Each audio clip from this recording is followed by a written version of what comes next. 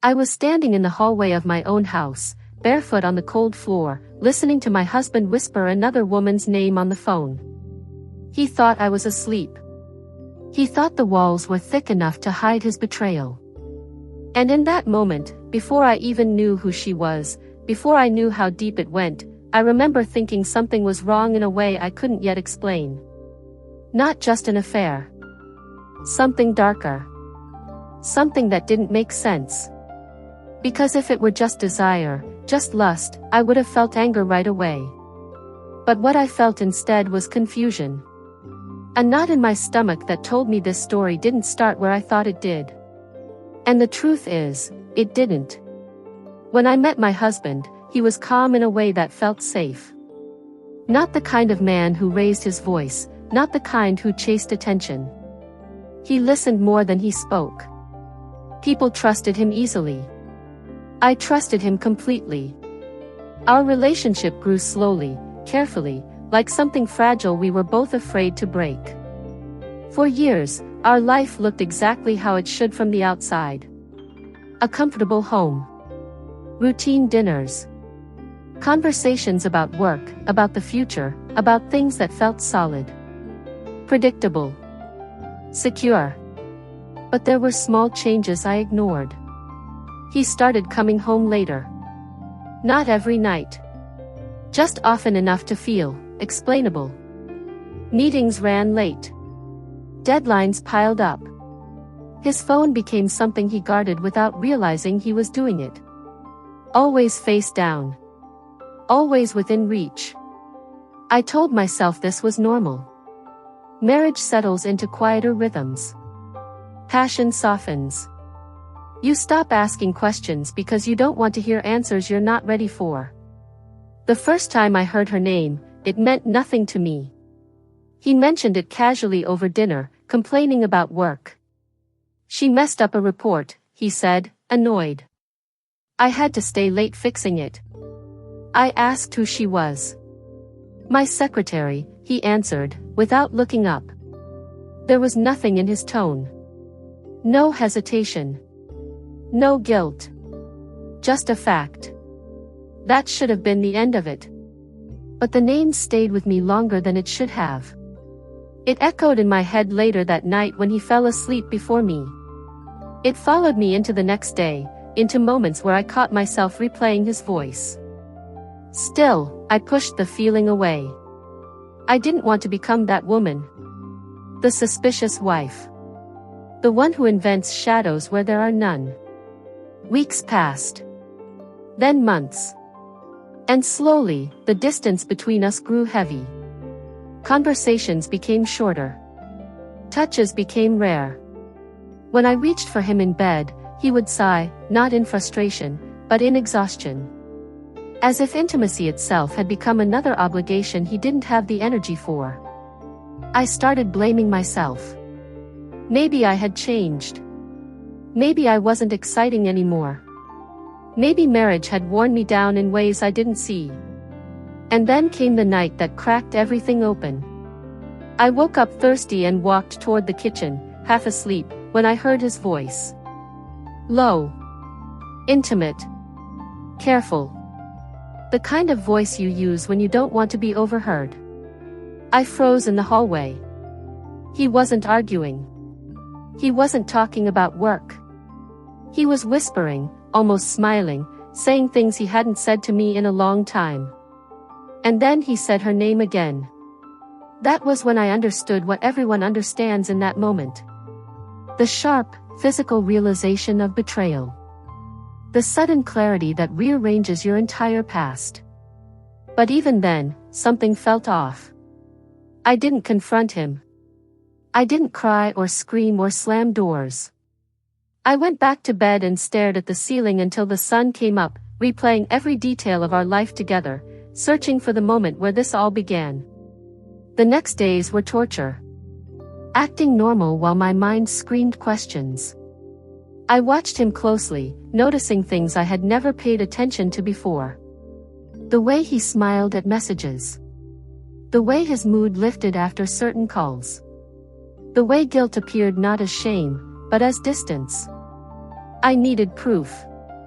Not because I doubted the affair, but because I needed to understand it.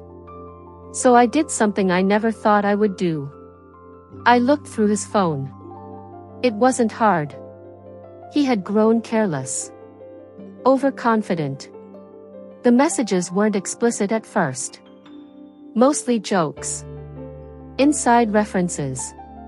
Complaints about work.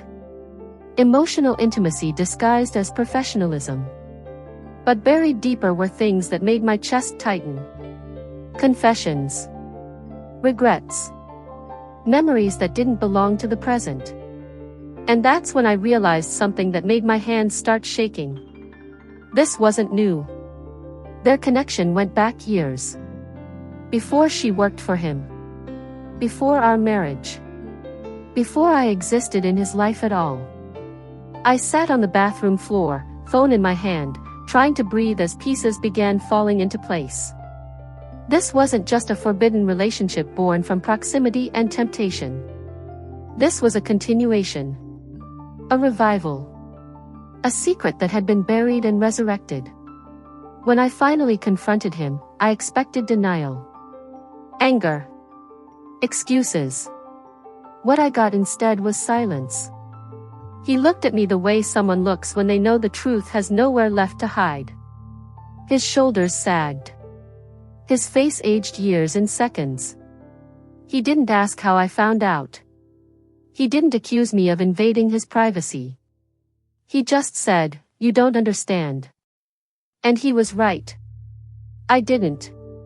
Not yet. What he told me next felt unreal, like a story that belonged to someone else's dark past. He confessed that she wasn't just his secretary. She was someone he had loved once. Deeply. Desperately. Years ago, when he was young and reckless, when his life was unstable and his choices were poor, they had been involved. Not publicly. Not honestly. It had been hidden, intense, destructive. It ended badly. Painfully. And when he met me, he thought that chapter was closed. Until fate, or something crueler, brought her back into his life. She applied for the job without knowing it was his company. Or so he claimed. When he saw her name on the resume, he should have rejected it. He should have walked away. He didn't. He hired her.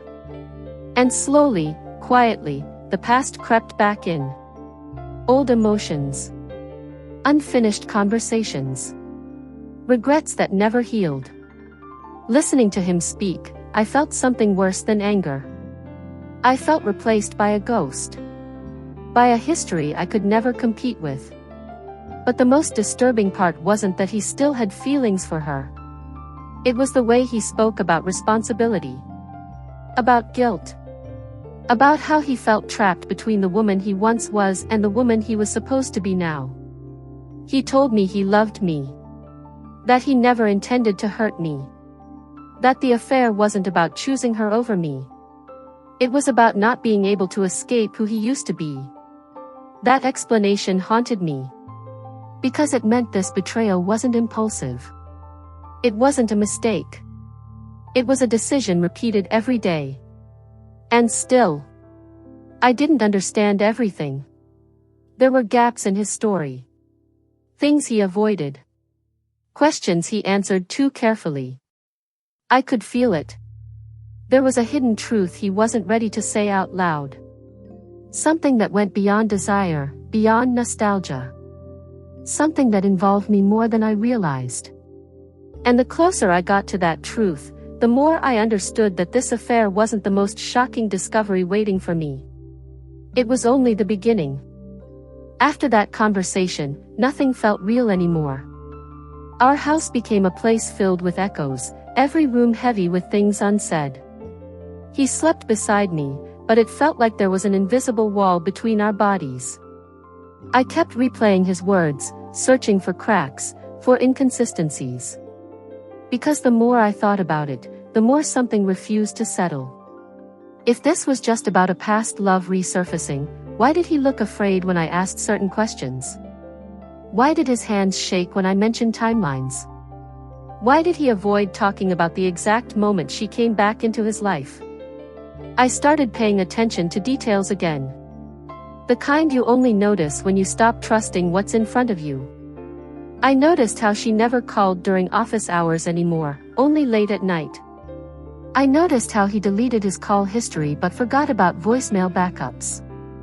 I noticed how he reacted when I casually mentioned going by his office one afternoon. Fear. Not irritation. Fear. That's when I realized this wasn't just an affair hidden from me. It was a secret carefully managed. I decided I needed to see her. Not confront her. Just observe. To turn her into something real instead of a shadow living in my marriage. One afternoon, I went to his office without telling him. I told myself it was innocent. I brought coffee. A small gesture. A wife supporting her hard-working husband. But the moment I saw her, my chest tightened. She wasn't what I expected. Not younger. Not glamorous. Not someone obviously threatening. She looked familiar. In a way I couldn't immediately explain. When our eyes met, something passed between us. Recognition. Not curiosity. Recognition. And that was the moment I understood that she already knew exactly who I was. Her smile was polite, controlled, almost respectful. But there was something underneath it. Something heavy. She called me by my name before my husband could introduce us. That shouldn't have happened. The rest of the visit was a blur. Small talk. Forced laughter. Professional distance. But my mind was racing. How did she know me so well? That night, I confronted my husband again. This time, I didn't accuse. I asked. Slowly. Carefully. How long has she known about me? He hesitated. Just a second too long. She's known since the beginning, he admitted. That answer changed everything. It meant this wasn't just betrayal. It was calculated. It was a forbidden relationship built on full awareness of the damage it would cause. I started digging deeper. Not into his phone this time, but into the past he had never fully shared with me. I revisited old conversations. Old stories. The way he spoke about his early adulthood. The years he always rushed through when telling me his life story. And then I remembered something that made my stomach drop. Years ago, early in our relationship, he had told me about a difficult breakup that nearly destroyed him. He never mentioned her name. Never showed pictures. Never explained why it ended. He just said it was complicated. I found an old box in the attic days later. One I had never seen before. Inside were things he should have thrown away long ago. Letters. Photos. Receipts from places I recognized because I had been there with him later, believing I was the first. And then I saw it. A photo of them together, taken years before I met him. She looked younger. So did he. But what caught my attention wasn't their faces. It was the place. The background. It was my childhood home. My hands went numb. My mind refused to connect the dots at first. I sat there staring at the photo, waiting for logic to intervene. It didn't. I confronted him with the photo in my hands. I didn't yell. I didn't cry. I simply asked him to explain why his former lover had once been standing in my family's living room. That was when he finally broke. He told me the truth he had been hiding not just from me, but from himself. Years before meeting me, he had been involved with her during a period when his life was unstable. They met through mutual acquaintances.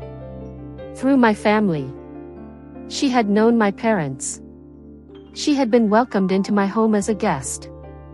And she had known about me long before I knew about him. I wasn't just his wife. I was part of the story from the very beginning. He admitted that when he met me later, years after that relationship ended, he hadn't immediately recognized the connection. But she did. And when she re-entered his life through the job application, she already knew exactly who I was. Who he was married to. She took the job anyway. And he let her. Not because he loved her more than me. But because some part of him believed this was unfinished business. A reckoning he couldn't avoid.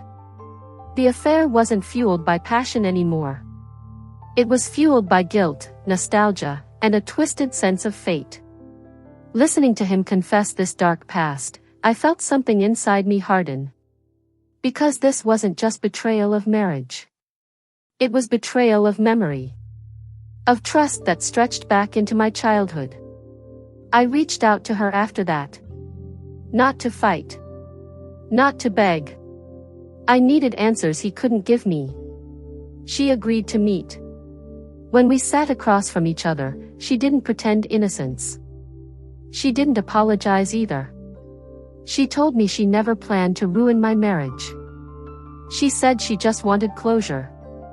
To understand why she had been erased from his life so completely while I had been given everything she thought she deserved. She admitted she accepted the job knowing it was wrong. She admitted the affair was real. But then she said something that shattered any illusion I still had. She told me she never tried to replace me.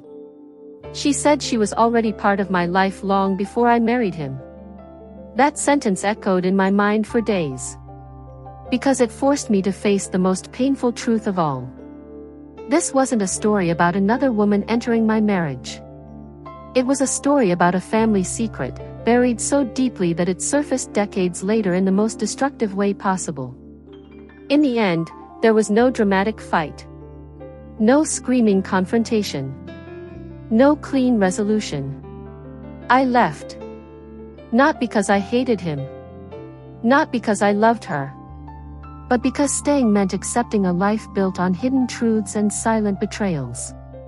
Some wounds don't heal with forgiveness. They heal with distance. Today, when I look back, I understand why I didn't understand at first. Because the affair wasn't about desire. It was about history repeating itself when no one is brave enough to stop it. If you've ever felt that something in your life didn't start where you thought it did, that maybe the truth runs deeper than what you've been told, you're not alone. Some stories don't come to destroy us. They come to wake us up. If this story made you reflect, leave a comment. I read every one. Subscribe to the channel so you don't miss the next story, and like this video if you believe some secrets should never stay buried.